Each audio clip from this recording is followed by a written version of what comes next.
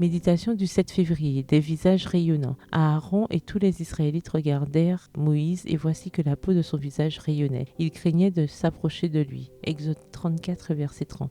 Pour la deuxième fois, Moïse passe 40 jours sur la montagne de Dieu. C'est aussi la deuxième fois que Moïse jeûne pendant 40 jours. La première fois, Dieu avait écrit les 10 commandements sur des tables de pierre, mais la rébellion et l'idolâtrie du peuple avaient poussé Moïse à les briser au pied de la montagne. Cependant, c'est Josué qui n'est pas censé assister à cette rencontre intime de Moïse avec Dieu. À cette occasion, Dieu se révèle à Moïse dans la plénitude de son caractère, fort, pieux, lent à la colère, riche en bonté et en vérité. Voir Exode 34, verset 6. Pourquoi Dieu choisit-il de montrer ses qualités ? Peut-être parce que c'est la deuxième fois qu'il révèle la loi. Il est également nécessaire de dévoiler sa grâce divine et infinie. La justice et la miséricorde de Dieu se manifestent pleinement à Moïse. Peut-être est-ce la reconnaissance de l'écriture parfaite entre la justice et la miséricorde de Dieu qui a fait rayonner le visage de Moïse. Moïse a appris à aimer son peuple au point de ne pas accepter la proposition de Dieu de détruire Israël et de faire de lui le chef d'un nouveau peuple plus rassurant.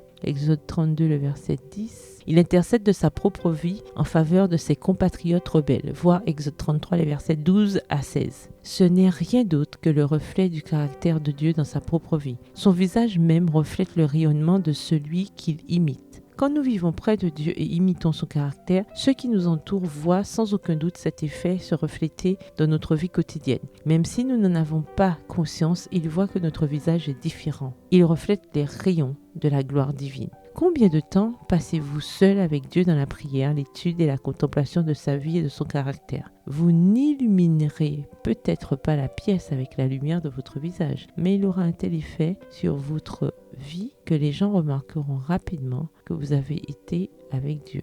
Vous comprendrez la miséricorde et la grâce divine. Vous apprendrez à pardonner et même à intercéder pour ceux qui murmurent contre vous. Suppliez Dieu de vous rendre semblable à lui dans la miséricorde. Le reste, l'éclat de votre visage suivra. Bonne journée, que l'Éternel vous bénisse.